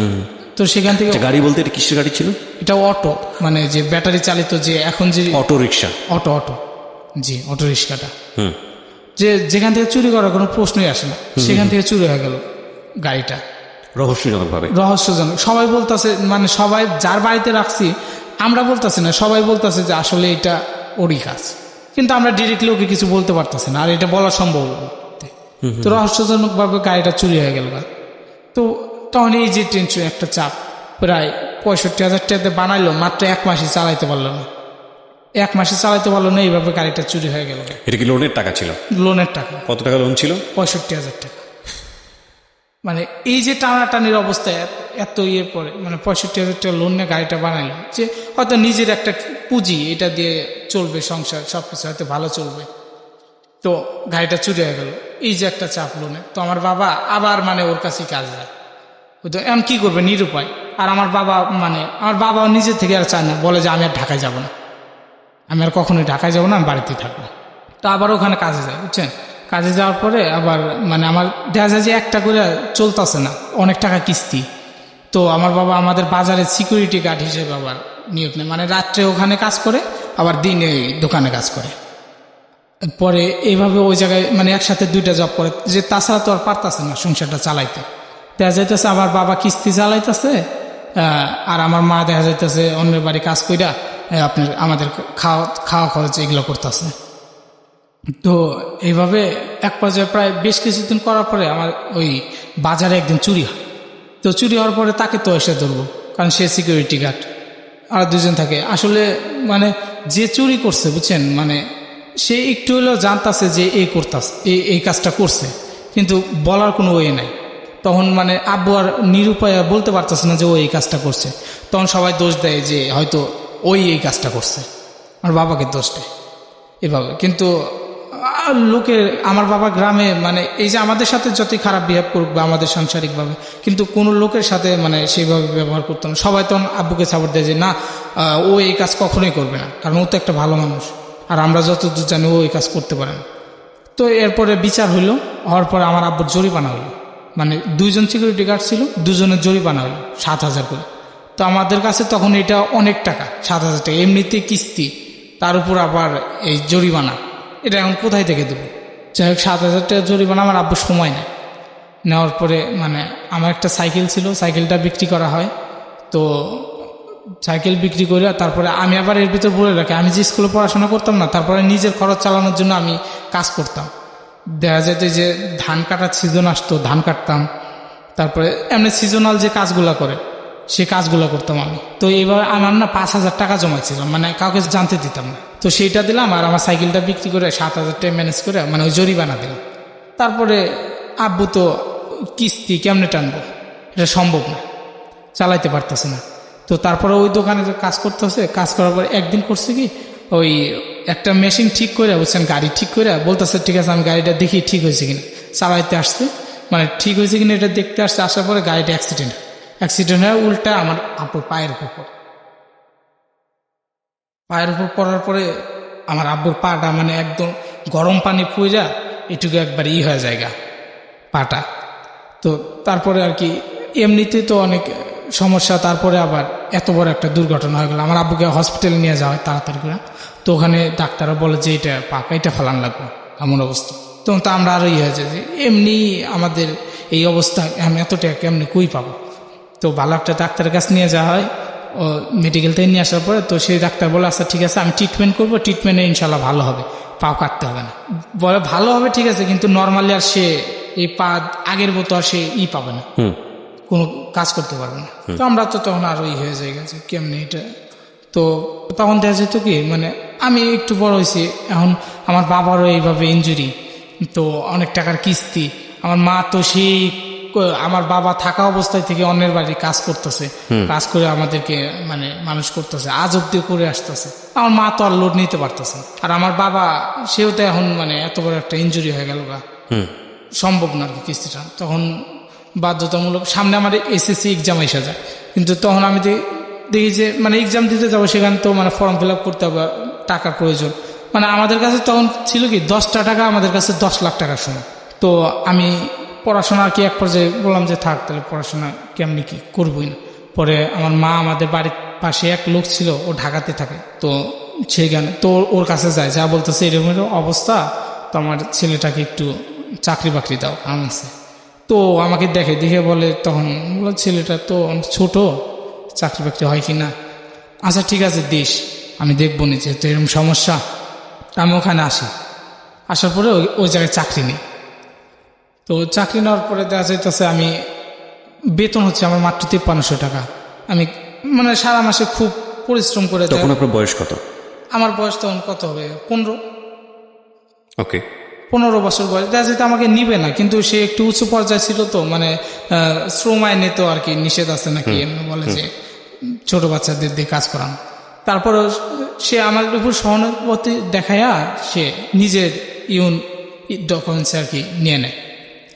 তো তারপরে আমি ওখানে কাজ করি, 5300 টাকা বেতন, মাসে দেখা যেত 7000 টাকা বেতন পাইতাম, এমন কিছু। আচ্ছা। তো তাতে দেখা যেত আমার থাকা খাওয়া ঘর ভাড়া এটা সেটা দিয়ে আমি 3500 টাকা 3000 টাকা এমনি দিতাম, দিয়ে দেখা যেত কাজ হতো না, কিস্তি সারা মাস কিস্তি টানতে হয়। তারপরে আমার বাবা আর কাজ করতে পারে না সেইভাবে, পরে আর কি করব, এইভাবে আমি দেখা যেত এমন পর্যায়ে থাকি, একটা যে নিজের যে একটা কাপড় কিনবো সেটাও কিনি না। সেটা কিনতে গিয়ে আমি হিসাব করি যে আমি যে এখন 10 টাকা ভাঙবো, এই 10 টাকা বাড়িতে দিলে আমার অনেকটা উপকার হবে, আমার বাবা মা একটু স্বস্তি পাবে এই 10 টাকা বাড়িতে দিলে। তো এইভাবে আমি দেখা যেত আবার কোনো একটা জিনিস রাস্তা দিয়ে যাইতেছি, ভালো একটা জিনিস দিয়ে খাওয়ার ইচ্ছা হলো, আমি জিনিসটার কাছে গিয়ে আবার ঘুরে আসি।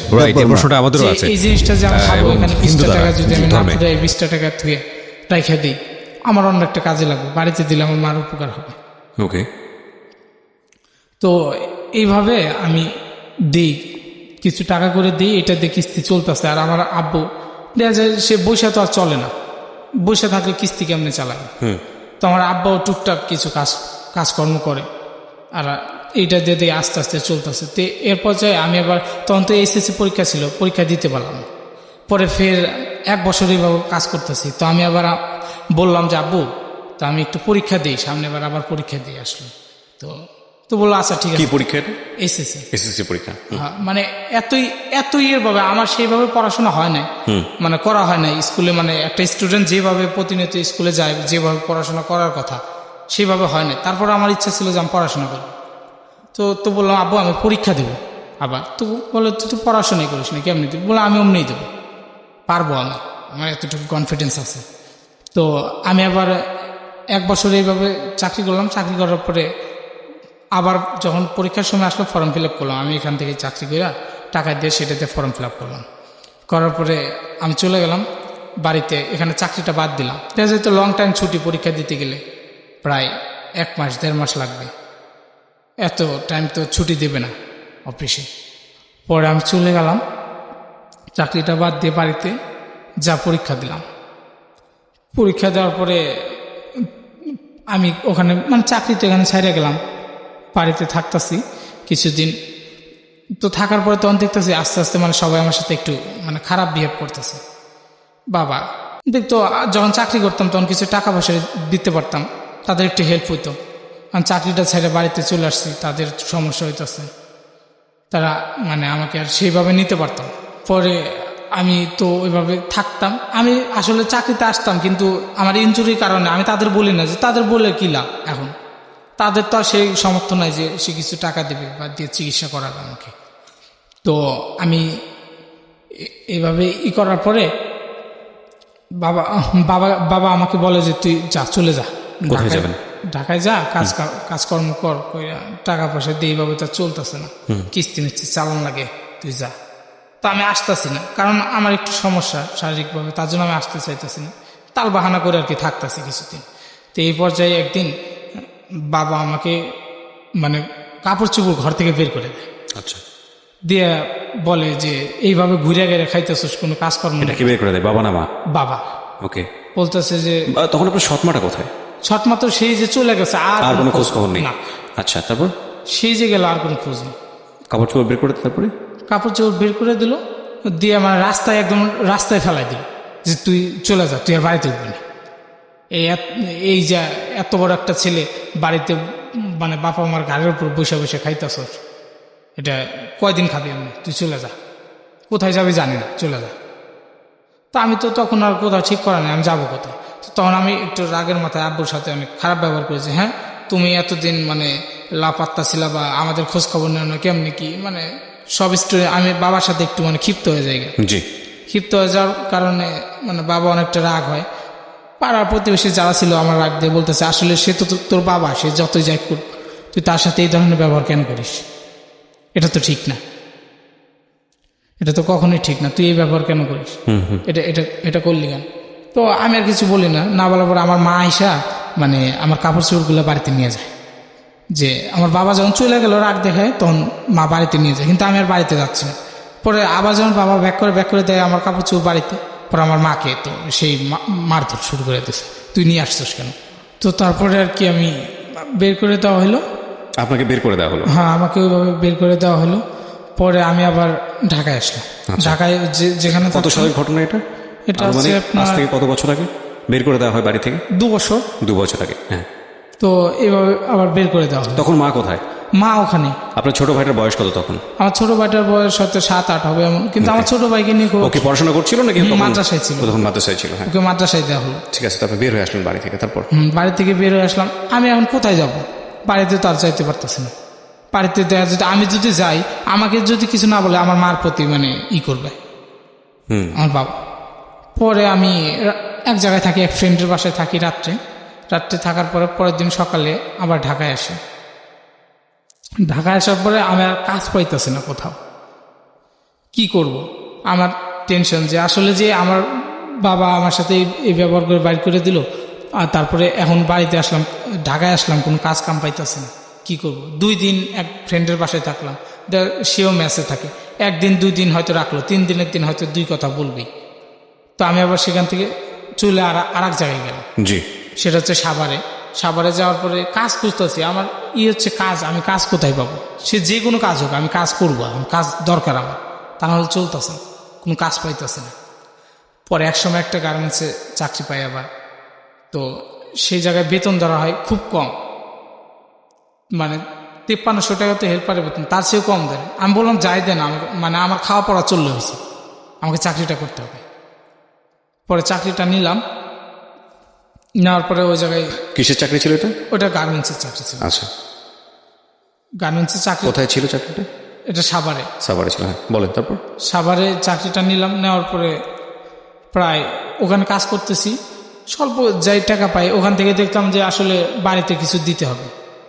পরে আমি বাড়িতে টাকা পাঠাচ্ছি, পরে কিছু টাকা পাঠাইছি, যখন টাকা পাঠায় তখন আবার মানে সে আগের মতো আমার সাথে ভালো ব্যবহার করতেছে আর কি। তারা টাকা পাঠাইতে পারতেছি যখন, দেখা যায় আমি টাকা পাঠাইতাম খুব কষ্ট করে, বেতন ছিল কম, মানে ওভার টাইম দেখা যেত, ওভার ডিউটি, মানে যে বেতন দিত তাতে পোষাইতো না, ওভার ডিউটি করতে হতো, ওভার ডিউটি থাকতো না, রাখতে চাইতো না। আমি দেখা যেত হাতে পায়ে ধরে জোর করে থাকতাম, যাতে আপনার একটু হলেও বেতন বাড়ে। বেতন আমার একটু টাকাটা বেশি আসে, তার জন্য আমি জোর করে থাকতাম। তো বলতো যে আরে লাগবে না, তোর কিসের জন্য রাখবেন? বললাম ভাই দেখেন আমার সমস্যা, আমাকে একটু রেখে দেন না, 2 ঘন্টা থাকেন, যে কোনো কাজ করান করবো। তো এইভাবে থাকতাম, থেকে কাজ করতাম। তো ওখানে কিছুদিন যার সাথে ছিলাম না, সেই ছেলেটা একদিন হুট করে, ব্যাচেলার থাকতাম ওর সাথে, তো হুট করে একদিন ওই ছেলেটা পাশের গ্রামে বাসায় একদিন চুরি চুরি হওয়ার পরে মানে ব্যাচেলারদের উপর সেই দোষটা চাপাই দেয়। ওকে, যে ব্যাচেলার ছেলেরা এই কাজগুলো করছে। পরে আইসা তো ওই জায়গায় মানে ফ্যামিলির ভিতর ব্যাচেলার থাকতাম আমরা মাত্র 3 জন, পুরোটাই ছিল ফ্যামিলি।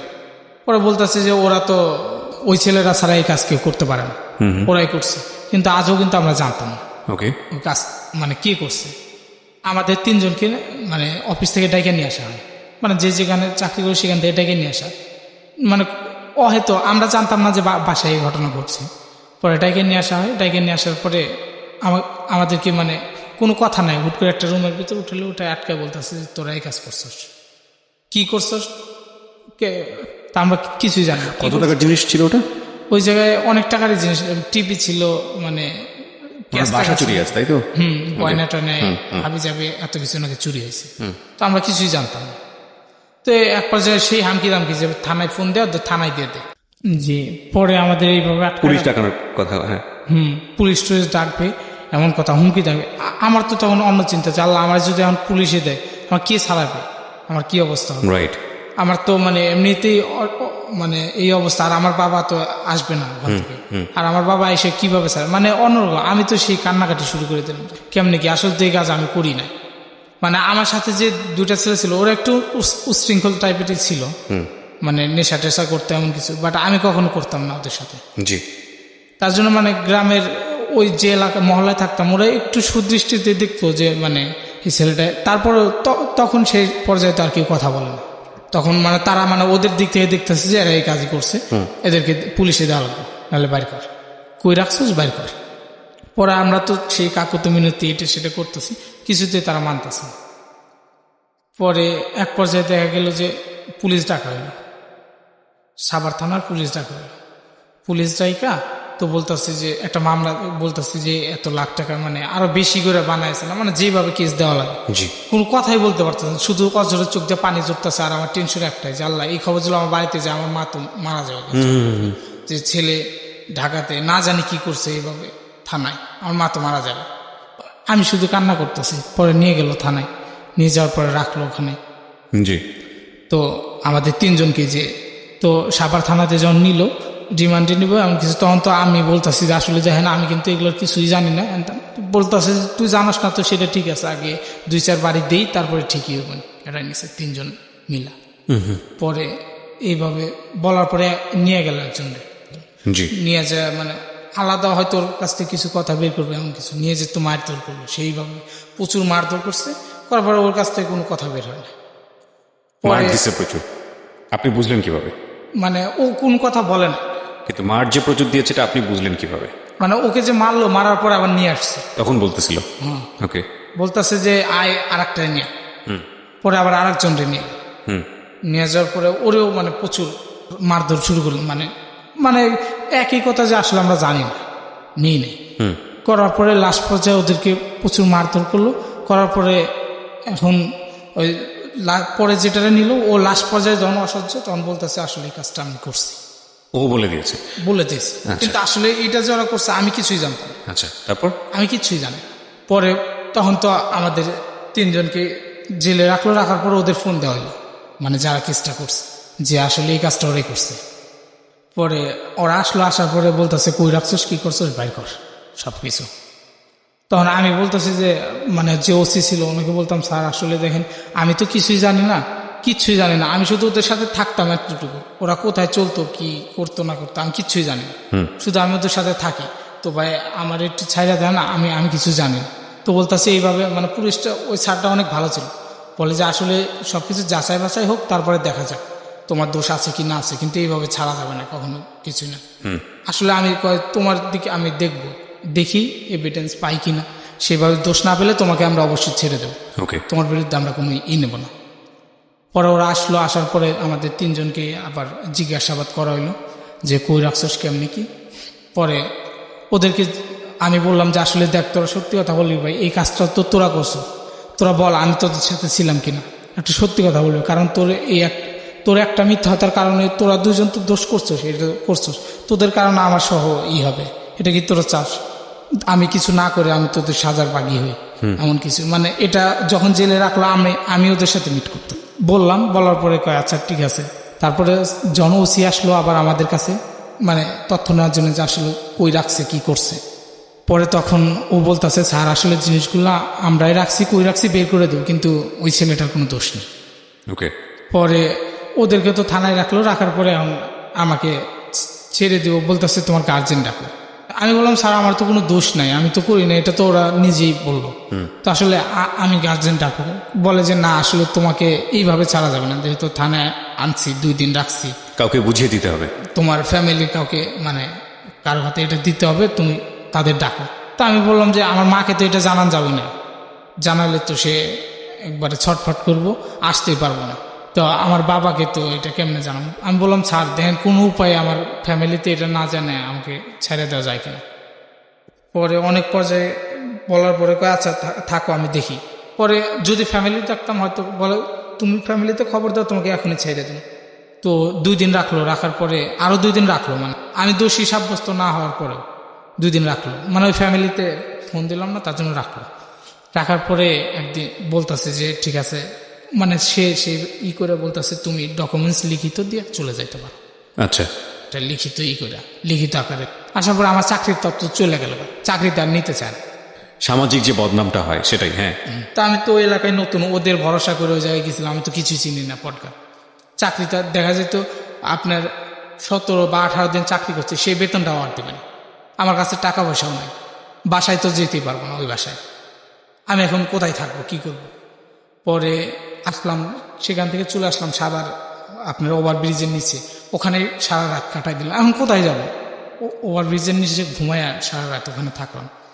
থাকার পরে সকালবেলা উঠলাম, ওইটা আবার দান্দা যে কোনো এক জায়গায় আগে কাজ চেক করি, তারপরে থাকার ব্যবস্থা করা যাবে।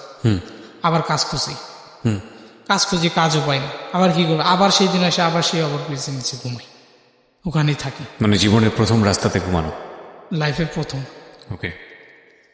পরে থাকার পরে পরের দিন ওখানে এলাকায় তো 2 দিন ঘোরাফেরা করলাম। মানে ওই এলাকার যে যারা মানে বড় ভাইরা ছিল, ওরা বলতেছে যে তোমাকে তো দেখে মনে হয় না যে তুমি রাস্তার ছেলে বা রাস্তায় এইভাবে থাকো, তোমার সমস্যা কি?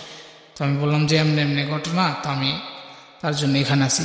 তো বললাম যে ভাই আমার টাকার সমস্যা, আমার টাকা লাগবে প্রচুর, তার জন্য কাজ করতে হবে, যে কোনো কাজ দেবেন, যে কাজ হোক কাজ করব। তো ওরা বলতেছে যে কোনো কাজ দিলে কাজ করতে পারবা? তো আমি বললাম যে হ্যাঁ পারবো, যে কাজ হোক, কিন্তু আমার টাকার দরকার, আমাকে টাকা দিতে হবে, কাজ করবো যে কাজই হোক। ওরা বলতেছে আচ্ছা ঠিক আছে আসো। পরে আমাকে নিয়ে গেল ওদের সাথে, নিয়ে যাওয়ার পরে আমার সেই প্রচুর আদর আপ্যায়ন করতেছে, মানে অন্যরকম একটা। আমি বললাম কি ব্যাপার, কাজ দিবে তাতে এত আপ্যায়ন করার কি আছে? আপ্যায়ন করে কেমনি? আমি বললাম যে কাজ কি সেটা বললাম, কাজ পরে বলবো, আসো যাই। আদর আপ্যায়ন করতেছে সেইভাবে। কাজ কাজ কাজ কি সেটা আর বলতেছে। পরে বলতেছে তুমি অনেক ক্লান্ত পরিশ্রম করছো, রেস্ট নাও, তো একদিন থাকো, এখানে থাকো, যখন যেটা লাগবে চাইবা দিব, কোনো সমস্যা নেই। আমি বললাম যে এটা কেমনি কাজের কথা বলে না, এইভাবে রাজকীয় একটা করতেছে, আমাকে সম্মান করবে আনছে, কারণ কি বুঝলাম। পরে একদিন রাত্রে আসলো, 3 ভাই আসলো, মানে 3টা বড় ভাই আসলো। ওরা এসে বলতেছে যে তোমাকে যে কাজ দেবো সেই কাজ করবা? বললাম যে করবো, আসলে মানে কাজটা কি সেটা বলেন, সেটা না বলে বলতেছেন করবা কি করবা না, আগে কাজটা বলেন তারপর। আমি বললাম ঠিক আছে কি কাজ বলেন, করব। পরে বলতেছে যে তোমাকে যদি বলি যে কাউকে খুন করো, এমন কিছু পারবো তুমি? আমি তখন মানে কথাটা শুনে হুট করে থমকে দাঁড়াচ্ছি, কি বলে এটা আমি মানে বললাম যে আমার দ্বারা এটা সম্ভব না, আমি চলে যাব, আমাকে আর আসতে চান। বলে কোথায় যাবো তুমি তো এখান থেকে যেতেই পারবা না। আমি বললাম যে আজব কথা, আপনারা আমার কাজের কথা বলে নিয়ে আসছেন, কাজ এই ধরনের কাজ আমার দ্বারা সম্ভব না, আমি চলে যাব। পরে বলতেছে যে আসছে তোমার ইচ্ছা, কিন্তু যাইতে পারে। আচ্ছা, যেতে হলে আমার ইচ্ছায় যেতে হবে, আমরা যদি ছাড়ি তাহলে যেতে হবে, যদি কাজ না করো তাহলে তোমার এই জায়গায় মেরে ফেলবে, এমন কিছু। তো আমি বললাম যে আসলে এই কাজ আমার দ্বারা সম্ভব না। পরে ওরা বলে যে আচ্ছা ঠিক আছে তুমি সাথে থাকবা, অন্য একটা ছেলে তোমাকে থাকতেই হবে, তোমাকে ছাড়া যাবে না, যেহেতু এই কথা তুমি যাই না গেছো আর তোমার কাছে ফোকাস করছো, তোমার যদি এখন ছাইড়া দিই, তুমি রাস্তায় যে একজনের কাছে বলবা না যে তার কোনো তোমাকে ছাড়া যাবে না। পরে আমাকে নিয়ে এক পর্যায়ে করলো। আমি লাইফে কখনো গান দেখি নাই, কিন্তু সেদিন ফার্স্ট টাইম ওদের কাছে যায় দেখি যে মানে রাত্রি প্রায় 10টা বাজে, সেদিন এত কিছু করে আমার রুমে আটকায় রাখার পরে প্রায় রাত 12টা এরকম বাজে সাম। পরে ওরা আসলো 4-5 জন, আসার পরে পিছনে ব্যাগ ছিল, ব্যাগটা নিয়ে আসলো, আমি আসার রুমে তালা খুললো। আমি ওদের দেখে বললাম যে ভাই আসলে আমি চলে যাবো ভাই, আমি থাকতে পারবো না। আর পরে বললো তুমি না একটু আগে বললা থাকতে হবে নাহলে মেরে ফেল, মানে একদম হুমকি দিল আমার। তো বলে আচ্ছা ঠিক আছে পারবো। পরে ওরা ব্যাগগুলো খুলা গান বাইর করলো। আমি লাইভে প্রথম তখন ওদের কাছে গান দেখলাম, পিস্তল দেখলাম, আমি জীবনও কখনো ওসব দেখি নাই। পরে 4-5টা বার করলো, কইরা আমাদের বলে যে এটা চিনো? বললাম যে চিনি তো, আমি পিস্তল পুলিশের কাছে দেখছি বন্দুক। তো বলে এটা চালাইতে পারো? বললাম না আমি তো এটা কখনো ধরি নাই, আর আমি এটা ধরবারও চাই না। পরে কই তুমি ধরো, না ধরলে তাহলে আমরা তোমার এখন মেরে ফেলাম, এটা তোমার চালাতে হবে। ওকে। তো আমাকে ওটা ধরতে পারে, আমি আর ধরতে পারি না, আমার হাত কাঁপতেছে, আমি এটা কেমনি ধরবো, মানে ধরতে বলে আমি ওটা ধরবো কিন্তু হাত কাঁপতেছে, আমার মনের যে একটা সাহস সেটা নাই। তারপরে এক পর্যায়ে মানে ওটা আমার হাতে দিয়ে কেমনি চালাইতে হয় সেটা বলে, মানে শিখাই দিতে চায় আর কি, যে এটা এইভাবে চালাতে হয়। তো আমাকে ওটা শেখানোর পরে বলে যে তুমি চলো যাইতে হবে। বললাম যে ভাই আমি যাইতে পারবো না। বলে তুমি এটা চালাবা না চালাও, আমাদের সাথে যেতে হবে। ওকে, তারপরে আমাকে সাথে নিয়ে গেল।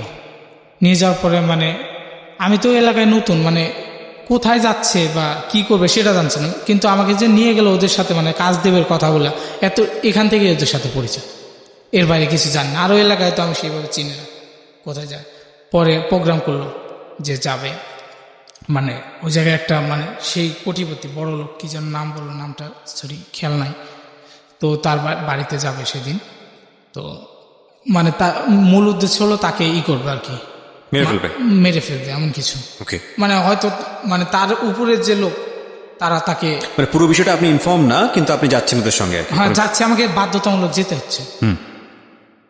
তো যাওয়ার পরে এক পর্যায়ে মানে কেমনে যাব, ওই বাইরের ফ্ল্যাট তো প্রায় 5 তলা 6 তলা, তো ফ্ল্যাটটা উঠা পাইপ বাইয়া, মানে বাইরের সাইডে যে পাইপগুলা থাকে ওই যে আপনার টয়লেটের, ওগুলা পায়া উপরে উঠতেছে। তাছাড়া তো সিকিউরিটি থাকে, ভিতরে যাওয়ার কোনো সুযোগ নেই। তো ওগুলো পায়া উপরে উঠছে, 2 তলা 3 তলার উপরে উঠছে। ওইটা জানালার পাশে যে একটু স্পেস থাকে না, এই যে করা আউটসাইডটা, তো ওই স্পেসে দাঁড়াইছে 3 জন। পরে আমি উঠতেছি, তো উঠার অবস্থায় আমি অর্ধেকখানে ওইটা হুট করে পড়ে যাই। আমি উঠতে মানে আমার যে একটা মনোবল যে আমি উঠতে, সেটা নাই, হাত কাঁপতে কাঁপতে পড়ে যায়। আমি ওখানে পড়ে গেলাম। যাওয়ার পরে আমি আর উঠতে পারতেছি না, ওরা তো উঠছে। ওরা তো ভাবছে যে হয়তো লোক জানা সমস্যা এইভাবে কেমনি। পরে আমি আর উঠি না। ওরা তো আর উপর থেকে বলতে পারতেছে না উঠ, বা কথা বলার তো কোনো নেই ওই জায়গায়। পরে আমি নিচে ওই জায়গায় করে, ওরা উপরে উঠে। ওঠার পরে হয়তো কি না কি দেখে, মানে ভাবভঙ্গিতে হয়তো বোঝে যে আজকে কিছু করা যাবে না। পরে ওরা নেমে আসে। নেমে আসার পরে আমাকে নিয়ে যায় আবার রুমের সাথে। আমি মানে চিন্তা করছিলাম যে আমি পালাই যাবো এখান থেকে, কিন্তু সম্ভব মানে নিচে আরেকজন ছিল আমার সাথে, যে আমি উঠলে তারপরে সে যাবে। পরে আবার ওরা নেমে আসে, এসে আমাকে সাথে নিয়ে যায়, বাসায় নিয়ে যায় মারধর করে। কয় যে তুই আসলে নিজের ইচ্ছে এগুলো করবা চাস না, তোর এখন শেষ করে দেব, মাইরে ফেলাম না, এমন কিছু। তো আমি বলি আচ্ছা ঠিক আছে, আসলে আমি ইচ্ছা করে এটা করি না, আসলে আমি মাইরেন না ভাই, আমি যাব, পরে যে কাজ করবেন আমি আপনাদের সাথে যাবো আর কি। তো বললাম যে আচ্ছা ঠিক আছে, আমাকে টাকা দিতে হবে আগে। কত টাকা দিতে হবে কিছু, আমি আগে বাড়িতে টাকা পাঠাবো কিছু, তারপরে আমি আপনাদের সাথে যে কোনো কাজ করতে রাজি আছি। তো বলার পরে বলে যে না, আগে কাজ করবি তারপরে টাকা দিবি, নিয়ে আসে। পরে ওইটা তো ফেল হলো, ওই জায়গায় আর গেল না।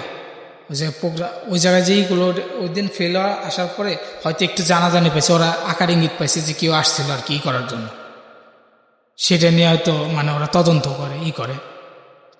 তারপরে বলে যে এখন তো জানাজানি হয়েছে, এখন আর কিছু করা যাবে না।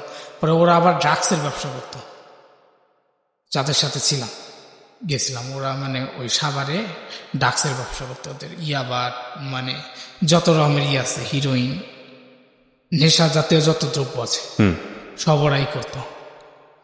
তো আমাকে বলতেছে তাহলে তুই ওই যে ওগুলা জায়গায় জায়গায় সেল দিতে হয়, বলে যে তুই এগুলো দিবি।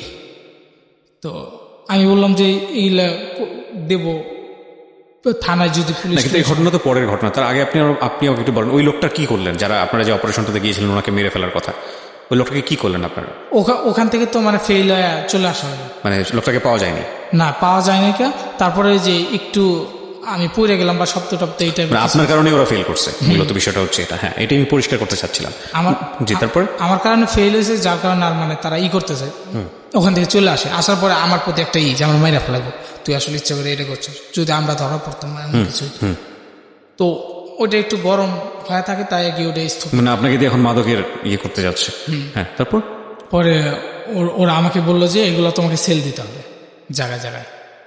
তো আমি বললাম যে আসলে এটা যদি আমি করতে বলতেছেন, আমি এটা কখনো করব না।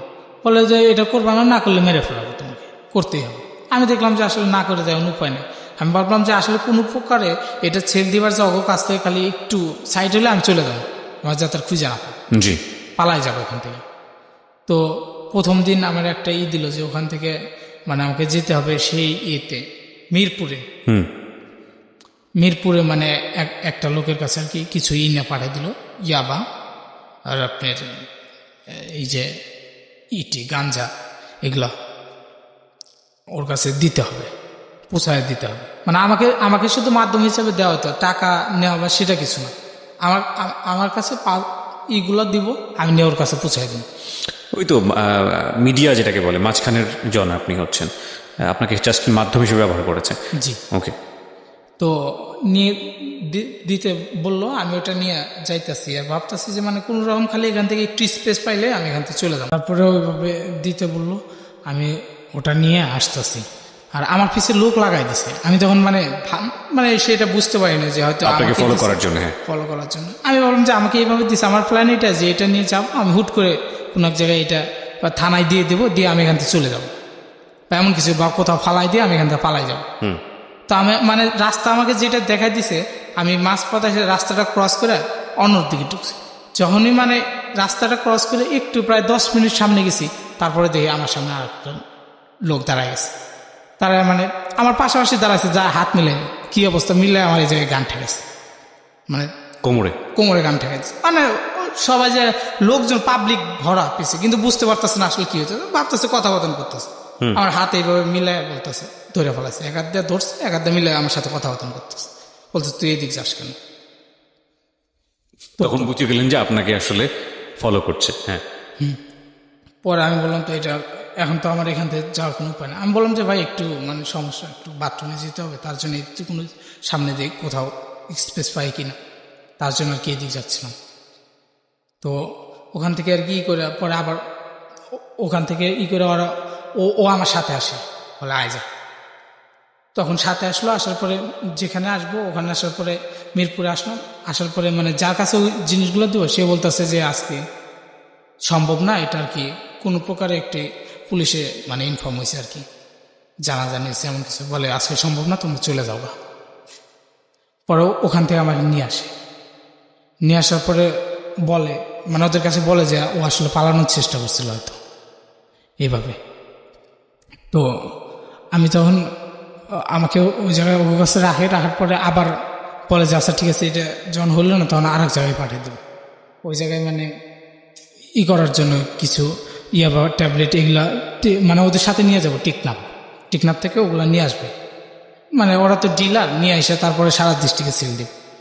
পরে নিয়ে যায়, আমাকে সাথে করে নিয়ে যাওয়ার পরে ওখানে থাকি, মানে জাহাজটা আসতে কি দেরি হবে 1 দিন বা 2 দিন এমন কিছু। তো আমরা ওখানে একটা হোটেল নেই আবাসিক, ওখানে অবস্থান করা লাগে। তো তারপরে যখন আমরা হোটেলে অবস্থান করি, যে কোনো উপায়ে মানে পুলিশে খবরটা জানার পর আমরা গেছিলাম মোট 7 জন থেকে। আমি তখন করি কি মানে আমি কিসের জন্য যেন মানে একটু বাইরে ছিলাম, তখনই দেখি মানে র্যাব হোটেলটা ঘিরে ফেলছে। পুরো হোটেলটা যখন ঘিরে ফেলছে তখন আমি তো মানে একটু ফাঁকে, মানে হোটেলটা ছেড়ে একটু ফাঁকে আসছি, যে কোনো কারণে হয়তো মানে আল্লাহ আমাকে এই ছিল বাঁচাবে এমন কিছু। ফিরে আসছে, আসার পরে ওদেরকে ঘুরে ফেলাইছে। ফালানোর পরে ওরা তো আটকায়। পরে আমি ওইটা দেখে ওখান থেকে আস্তে করে সাইড কাটছি, সাইড কেটে চলে আসছি, ওখান থেকে পালাই আসছি, মানে ওদেরকে আটক করে ফেলাইছি। মানে আপনি অল্পের জন্য বেঁচে গেছেন? হ্যাঁ, ওদেরকে আটক করে ফেলাইছে। পরে আমি ওখান থেকে চলে আসছি, আসার পরে এক ঠেলায় ওখান থেকে চলে এসে আবার এই যে এখন যে জায়গায় জব করতেছে এই জায়গায় আসার পরে মানে ওখান থেকে এসে আবার এই জায়গায় চাকরি নিই। মানে ওটা মানে আমি ভাবি যে ওইটা আমার কাছে কিছু নেই, ওটা আমি ভুলে যাবো এমন কিছু। এখানে এসে আবার চাকরি নিয়ে যে আবার তো ইনশাল্লাহ চাকরি করতেছি এখন। আর আমার এখন মূলই হচ্ছে যে আমার ফ্যামিলিটাকে দেখা যাবে। আমি যেখানেই মানে যেটাই করতে আমি ফ্যামিলিটাকে মূল প্রাধান্য দিয়েছি, যে আমার যদি এখন কিছু হয়ে যায় মানে আমার ফ্যামিলিটা তো আমার উপরেই করতেছে, কাজে আমার ফ্যামিলিটাকে টিকে রাখতে হবে আমাকে। আর তার জন্য মানে আমি এখন সবসময় করে যাইতেছি যে আমার ফ্যামিলিটাকে আমার দেখতে হবে। আমার স্বপ্ন এখন আমার ফ্যামিলি নিয়ে, আমি আমার নিজেকে নিয়ে মানে কিছুই করি না। আমার যে আমার বাবা এখন মানে কোনো কাজ করতে পারে না, তো আমি চাই যে আমি একটা ছেলে যে এতদিন তো চাকরি বাকরি করি, আমার বাবাকে যে কিছু করে দেওয়া সেরকম পারি না, আমার মার জন্য একটা কাপড় কেনার মতো সেরকম কোনো সামর্থ্য আমার হয় না। আজ কারণ মাসে সে এই যে হাড় ভাঙা পরিশ্রম করে পাই কত 7,000 8,000, সেটা কিসের কাজ করেন আপনি? আমি গার্মেন্টসে চাকরি করি। গার্মেন্টসে কি কাজ করতে হয় আপনাকে? গার্মেন্টসে মানে ওয়ার্কার, আমি একজন সাধারণ ওয়ার্কার। জি। আচ্ছা, তো কতক্ষণ পরিশ্রম করতে হয়? দেখা যায় যে সকাল 8টায় গেলাম, 8টার পরে রাত 8টা 10টা এরকম কাজ করতে হয় আচ্ছা প্রতিদিন। আচ্ছা 8টা 10টা কাজ করতে হয়, যার পরে মানে তার স্বল্প টাকা, এটা দিয়ে কিছু হয় না। তো আমার এই যে আমি যদি মানে কিছু টাকা আমার বাবাকে দিতে পারতাম পুঁজি হিসেবে, যে বাবা এটা দেখুন একটা ব্যবসা করতো, করলে আমি আবার নতুন করে আমার পড়াশোনাটা চালাইতে পারতাম, এমন কিছু। তো এইটা হচ্ছে আমার ছিল না। কিন্তু আপনি আমাকে একটু বলেন, আপনার সামনে তো সম্ভাবনা ছিল। আমাদের একটা অনুষ্ঠান আছে, অনুষ্ঠানের নাম হচ্ছে সিক্রেটস, শুনেছেন কখনো? জি। রবিবারের দিন যায়, সেখানে আমরা দেখি যে একজন মানুষ অপরাধী হওয়ার জন্য একটা শক্তিশালী ব্যাকগ্রাউন্ড তার লাগে। আপনার গল্পে আমরা শেষের দিকে এসে ভাবছিলাম যে আপনার যেহেতু অর্থ কষ্ট জন্মের পর থেকে, আপনি একদম বুদ্ধি হওয়ার পর থেকে ক্লাস 2 পরে পড়াশোনা হয়নি, হয়েছে না, ওই তারপরে এইভাবে মাঝে মাঝে বাদ গেছে, আবার শুরু করছে, আবার বাদ আবার শুরু, এইভাবে এখন আলহামদুলিল্লাহ পাস করেছেন, রাইট, ইন্টার পাস করলেন। তো এই যে এত কষ্ট করেছেন, খাবার পেয়েছেন, পান নাই, বাবা মায়ের কষ্ট, বাবা একরকম পঙ্গু হয়ে বাসার মধ্যে পড়ে আছে, মাকে দেখেছেন ঈদের দিন কান্নাকাটি করতে, সম্ভাবনা তো আপনার সামনে এসেছিল। আপনি যদি সেই ড্রাগ ডিলার হতেন, কিংবা আপনি যদি মানুষকে খুন করতেন, তাহলে হয়তো রাতারাতি বড়লোক হয়ে যাওয়ার মতো পয়সা ইনকাম করতে পারতেন। জি। তারপরেও আপনি করেননি। করি না, কারণ কি স্যার, এত দুঃখ কষ্ট ছিল। আমার মা, বলতাম তো ফার্স্টে বলছি, আমার মা একটু ধার্মিক টাইপের ছিল। জি। ধার্মিক আমাকে প্রথম থেকে সেইভাবে বলতো যে বাবা দেখ, আসলে সৎ পথে থাকলে এই যে আমরা না খেয়ে আছি, তারপরে আল্লাহ আমাদের প্রতি সন্তুষ্ট আছে, মানে মানে যে ধার্মিক যে জ্ঞানগুলা একটাই, সেইগুলো আমার ভিতর মানে সেইভাবে দিত। আমি আসলে দেখতাম যে ঠিক বলছে, যে আমি এখন এইভাবে হয়তো কামাই করলাম, প্রচুর টাকা কামাই করলাম, এক সময় তো চোরের 10 দিন কারস্থের একদিন আমি ধরা পড়ে গেলাম, এমন কিছু। তখন মানে টাকা পয়সা, ভোগ বিলাসিকতা সবই তো আমার শেষ, কিছুই তো থাকবে না, যেতে হবে। মানে এইভাবে মানে এই চিন্তাটা করে আমি কখনো ওইদিকে যাই না, যে হয়তো আমি এখন পুলিশে ধরা পড়লাম, পড়ার পরে আমার কোনো যাবে না, কারণ আমার কেউ নাই যে এমন যে আমাকে 10 লাখ টাকা দিয়ে ছাড়াই নিয়ে যাবে। মানে তারা আমাকে মাধ্যম হিসেবে ইউজ করে, আমি যখন বিপদে বললাম তখন আর তারা হয়তো মানে ই করবে না, তখন আমার কি হবে? আর আমি যদি কিছু হয় যায়, আমার ফ্যামিলিটা কে দেখবে? কারণ আমার ফ্যামিলির মানে একমাত্র মাধ্যম এখন আমি। গল্পটার লেসনটা হচ্ছে শেষের দিকে এসে, একটা হচ্ছে আপনি কমনলি বুঝেই গেছেন, আমরা যেটা বলি যে অভাবে স্বভাব নষ্ট, একটা কথা আছে, কিন্তু সেটা ভুল প্রমাণিত হলো আজকের এই জীবন গল্পে। অভাবে সবসময় স্বভাব নষ্ট হয় না। আরেকটা বিষয় আছে যে এই ছেলেটা তেমন শিক্ষিত না, যতটুকু সে অর্জন করেছে ফ্যামিলির কাছ থেকে, যতটুকু সে অর্জন করেছে মায়ের কাছ থেকে, যতটুকু সে অর্জন করেছে নিজের বুদ্ধির কাছ থেকে, সৎ থাকার জন্য সেটাকে সে প্রপার কাজে লাগিয়েছে। আমরা একজন মানুষকে ভালো মানুষ হবার জন্যে, একজন মানুষকে খুব সৎ হবার জন্যে, কিংবা একজন মানুষকে সেই অর্থে আইকন হবার জন্যে খুব বেশি লেখাপড়া করতে হয়, বিশ্ববিদ্যালয়ে গিয়ে পড়াশোনাই করতে হবে। এই যে এথিক্সের জায়গাটা, সামাজিক জায়গা থেকে আমরা যে একটা কমন পারসেপশনের জায়গায় রাখি, যে ও অনেক দূর পড়াশোনা করেছে মানে হচ্ছে হলো সে ব্যাপক জানলেওয়ালা, তার স্বভাব চরিত্র ভালো, এবং সে খুব বড় মাপের ভালো মানুষ। এই এথিক্সের জায়গাটা আবারও আজকের এই অনুষ্ঠানে ভুল প্রমাণিত হলো। আমি আজকের এই গল্পটাকে যদি আমার ব্যক্তিগত জায়গা থেকে, শোনার জায়গা থেকে, শ্রোতার জায়গা থেকে মূল্যায়ন করি, তাহলে এই গল্পটা একটা সাদামাটা গল্প। সাদামাটা গল্প এই অর্থে, যদি আমি এন্টারটেনমেন্ট হিসেবে নিই, যে আমি রাত জেগে গল্পটা শুনছি, তো এই সময়টাতে আমি গল্পটা শুনে গেলাম, এটা একটা খুব সাদামাটা গল্প।